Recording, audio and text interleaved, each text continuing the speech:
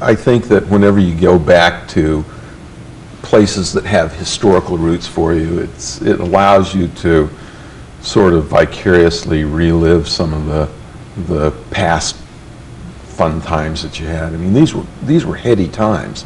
These were really, the world was in turmoil. The business was in its infancy. I mean, a lot of times the underpinnings for what later became the personal computer business were really being placed here. You know, that sort of stuff. There are all these links and connections. And it's, in some ways, a little tiny bit frustrating because there was a time in the personal computer business where I knew everything that was happening. I knew the microprocessor, I knew the clock speeds, I knew everything. I knew every hard drive that was available, and then all of a sudden it just goes like this.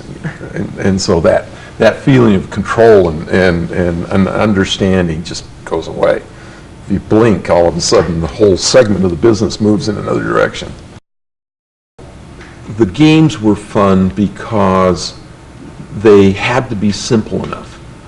The world was naive about video games. There wasn't a long learning curve.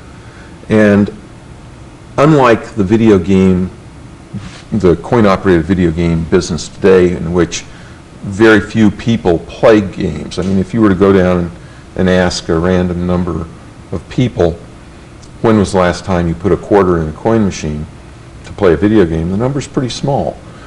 And what really happened is the games were very accessible to anyone because they were simple to play and yet challenging and fun.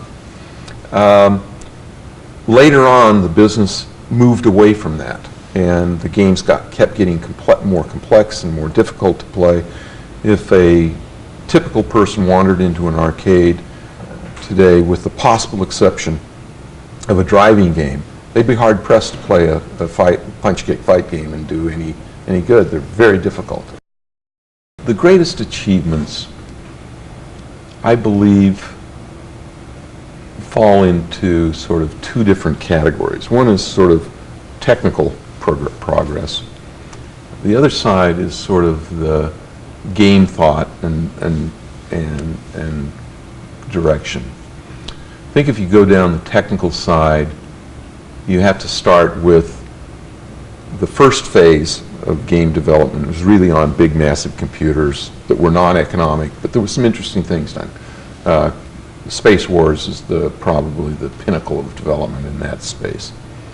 Then the Atari side really created what I call state machines. These were not, they used computer chips, but they weren't strictly von Neumann machines, which is a technical term for a machine that executes a program. And then that phase stayed until Asteroids. And Asteroids was the first coin-operated video game that had a microprocessor in it. And in that case, the microprocessor still wasn't fast enough, so it basically did a lot of the calculations, but you still had a huge number of chips that you had to do the interface with. From there, you go to Consumer Pong and the consumer side of the marketplace, which condensed everything into one chip, which allowed cost and reliability to be good enough that you could go in the home. So that's sort of, I think, a technical breakthrough. And then the Stella in the 2600, which worked with a microprocessor to make a reprogrammable game, and that was where the cartridge economic model was set up, which really allowed a razor blade thing, because we made very little money on the hardware, but we made a lot of money on the software. And that's sort of been the metaphor for the gaming, for the consumer game business ever since. Then in terms of technology after that on the coin-op side, it's been just evolution of bigger, faster, better, faster processors, better use of memory, able to manipulate more and more polygons, which is sort of the standard litmus test of what is good.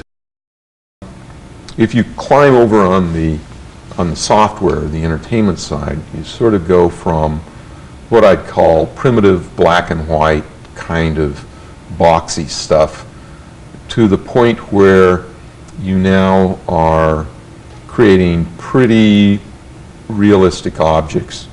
There was sort of the ball and paddle game phase of the marketplace, then there was the driving game phase, which is continuing on, and then you got into a point in time where there were these object games, these puzzle games,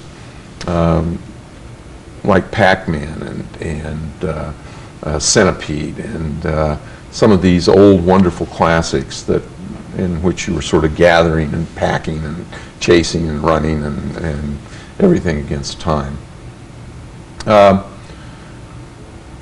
Then there was this other thread that was sort of starting at the same time on the computers, which was probably started by Colossal Cave, and that was the role-playing, game-playing, action-adventure, where you were actually in a long-form game. This is a game where you can play for days and days and days. And I actually think that was a very important milestone that which has really spawned the Mists and Ribbons and a lot of the other genres that have been popularized by Sierra and some of the other games like companies like that.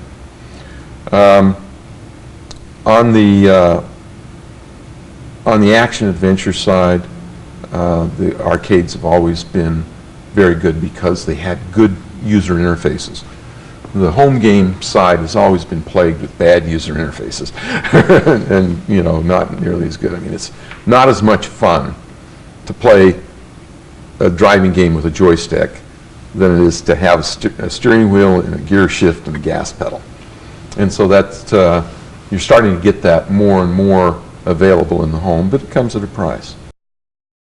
I think that the home game and the console games and then the divergence of the computer side was also another very important part, because the computer allowed for a lot more creativity, because programmers could, without a huge budget, come up with something that was really wonderful in the computer environment, where it was much more difficult on the home game side, because the manufacturers are always creating huge barriers to entry because they want to control the marketplace.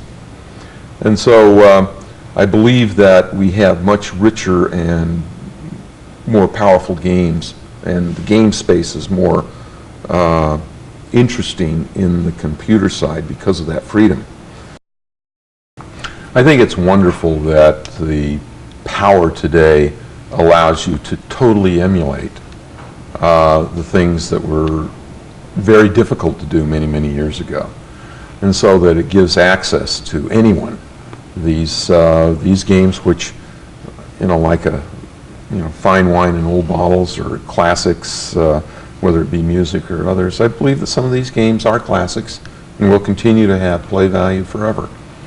And I think that, like so many times in the movie field, and that sometimes the emulation is a step, but then there's a chance for sequels in which you take the basic gameplay and upgrade it to the current market standard of color and sound and what have you. I've known the people at Hasbro for a long time, and if anybody can do a great job of reintroducing some of the wonderful games that we had, it's them.